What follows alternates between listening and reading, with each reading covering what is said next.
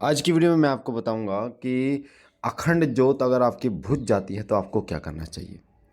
कई लोग क्या बच्चे क्या करते हैं, अखंड ज्योत जलाते हैं और बाय द वे वो ज्योत बुझ जाती है तो वो निराश हो जाते हैं। वो सोच लेते हैं कि माता ने हमारी ज्योत स्वीकार नहीं की है या माता नाराज़ हो गई हैं। फिर क्या करते हैं, वो उस ज्योत को भुजी की भुजी रहने देते हैं। उसके बाद वो सेवा करते ही नहीं हैं। कई बार ऐसा होता है कि 2 दिन बाद 3 दिन बाद आपकी अखंड ज्योत जो है वो बुझ जाती है। बहुत ज़्यादा निराश आप हो जाते हैं और आपके हृदय में एक डर बैठ जाता है कि माता मुझसे नाराज़ है, या फिर आपके हृदय में ऐसा डर बैठता है कि माता आपसे प्रसन्न नहीं है, माता ने अपने आपके घर में वास नहीं किया है। तो वीडियो को ध्यान से सुनना। आज आपकी वीडियो में मैं आपको बताऊंगा, आज की वीडियो में, कि अगर आपकी भी अखंड ज्योत बुझ जाती है तो आपको क्या करना चाहिए। देखिए, अखंड ज्योत जो होती है विशेषकर नवरात्रों में जलाई जाती है और अखंड ज्योत का अपना एक अलग महत्व होता है। अखंड ज्योत जलाने से आपको जो ऊर्जा मिलती है वो अथाह ऊर्जा मिलती है, बहुत ज़्यादा ऊर्जा मिलती है। पिछली वीडियो में अगर आपने वो सुनी है तो मैंने आपको बताया था कि एक दिवसीय अखंड ज्योत की सेवा कैसे करें, एक दिवसीय अखंड ज्योत की साधना कैसे आप कर सकते हैं, कैसे आप कृपा प्राप्त कर सकते हैं। और आज मैं आपको जो बता रहा हूँ कि अखंड ज्योत बुझ जाती है तो आपको क्या करना चाहिए। नवरात्रों में हफ्ते में एक दिन जो आपके इष्ट का वार होता है उस दिन आप अखंड ज्योत जला सकते हैं। यह कोई विशेष अवसर या शिवरात्रि पर, जन्माष्टमी पर, या आपके इष्ट का प्रकाट्य दिवस है तो उस दिन आप अखंड ज्योत जला सकते हैं, या हफ्ते में कोई मंगलवार, शनिवार, सोमवार के दिन आप चूज कर सकते हैं। अब जब आप अखंड ज्योत जलाते हैं, और अखंड ज्योत विशेष रूप से नवरात्रों में बच्चों का प्रश्न है कि अखंड ज्योत हम जब जलाते हैं तो अखंड ज्योत बुझ जाती है, किसी कारणवश बुझ गई, तो आपको क्या करना चाहिए। सबसे पहले तो आपको अपने हृदय में ये मलाल नहीं रखना चाहिए, ये दुख नहीं होना चाहिए कि आपकी ज्योत जलाई आपने और बुझ गई। आपको बिल्कुल भी परेशान नहीं होना उस समय पर। उस समय पर आपको क्या करना है, आपको तुरंत ज्योत खड़ी कर देनी दोबारा। कई बार ऐसा होता है कि आप तेल या घी डाल रहे हैं ज्योत में तो वो एकदम बुझ गई। तो आपको बता दूं कि जब तक वो ठंडी नहीं होती तब तक उसको बुझा नहीं माना जाता। तुरंत आप उसे प्रज्वलित करें। अगर बाय द वे ऐसा होता है कि रात को बुझ गई आपकी ज्योत, तो आपको अपने हृदय में बिल्कुल भी ये नहीं सोचना कि माता प्रसन्न नहीं है या फिर बाबा आपसे रुष्ट है। कई बार आपके इष्ट देव आपकी परीक्षा इस प्रकार से भी लेते हैं कि वो आपके हृदय में ये भाव उत्पन्न कर देते हैं कि वो आपसे क्रोधित हैं, आपको ऐसा महसूस हो। ऐसी परीक्षाएं आपकी होती हैं कि आपका दीपक बुझ गया है और आपके मन में, आपके हृदय में ऐसा भाव उत्पन्न हो जाए कि आपकी ज्योत तो बुझ गई, आपके इष्ट आपसे प्रसन्न नहीं है, आपके द्वारा की गई पूजा स्वीकार नहीं हो रही है और आप फिर आगे सेवा कर ही ना पाए। तो ये परीक्षाओं का समय होता है। तो ऐसे समय में आपको बिल्कुल भी परेशान नहीं होना। आपको बिना हेजिटेशन के, बिना किसी परेशानी के ज्योत को दोबारा प्रज्वलित कर देना है। 3 बार नाक रगड़नी है और मत्था टेकना है और भूल जाना है कि आपकी ज्योत बुझी थी। हाँ, ये हम कह सकते हैं कि ज्योत को बरकरार रखना, जलते रखना, उसकी देखभाल करना, ये हम और आपके हाथ में होता है। तो आपको बिल्कुल भी ऐसा नहीं रखना अपने हृदय में। कई बार आप व्रत करते हैं, व्रत धारण करते हैं और आपने गलती से कुछ खा पी लिया, तो क्या आपका व्रत खंडित हो गया? तो आपको बता दूं, गलती से अगर आपने कुछ खा पी लिया है तो उसका दोष नहीं लगता।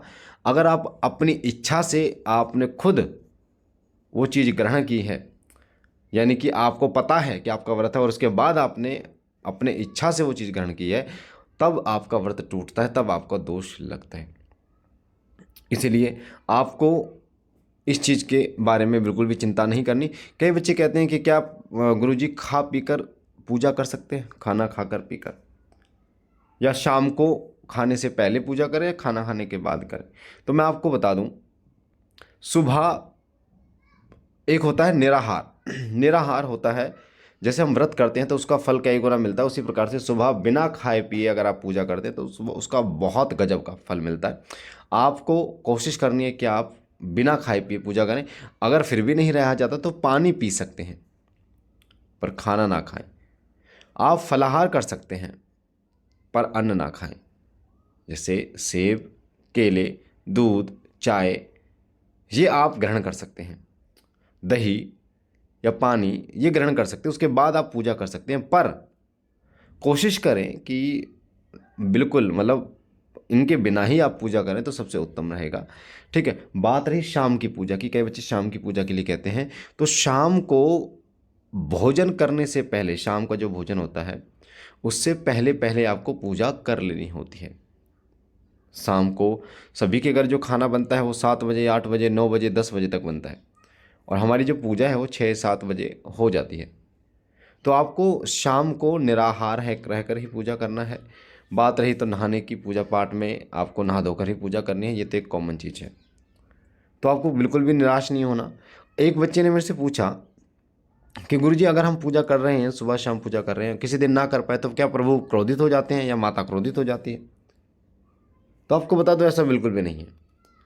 कभी माता आपसे कभी क्रोधित नहीं होती, और माता को भी ये पता होता है, आपके इष्ट को भी ये पता होता है कि आप कितना भाव उनके प्रति रख रहे हो। आपको कहीं जाना पड़ रहा है तो अगर आप पूजा नहीं कर पा रहे तो कोई बात नहीं, हृदय में उनका नाम ले लीजिए, हृदय में उनका स्मरण कर लीजिए, तब भी वो कृपा करते हैं, तब भी वो इतनी दया करते हैं कि आपको निराश नहीं होने देते, और आपकी पूजा में वृद्धि होती है। 100% आपकी पूजा में वृद्धि होती है, आपकी ऊर्जा में वृद्धि होती है।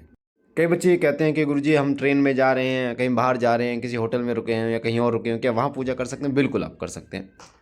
आप माला अपनी लेके जाइए, आप मंत्र जप करते हैं कर सकते हैं, ट्रेन में, बस में, जहाँ पे गौमुखी के साथ माला लेके जाइए, आप उसमें मंत्र जप कर सकते हैं, उसका फल भी आपको मिलता है, वो आपकी पूजा में ही ऐड होता है।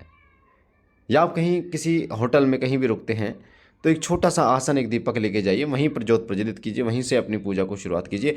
पर आप, अगर आपके हृदय में ऐसा है कि आप अपने नियम को नहीं तोड़ेंगे तो आप पर कृपा 100% होगी। अगर आप नियमों पर अड़िंग है तो कृपा होनी ही होनी है आपके ऊपर। इस चीज़ का विशेष रूप से ध्यान रखिए। कोई व्यक्ति अगर अपनी पूजा करना चाहता है, वो जहाँ भी है वहाँ अपनी मानसिक पूजा कर सकता है।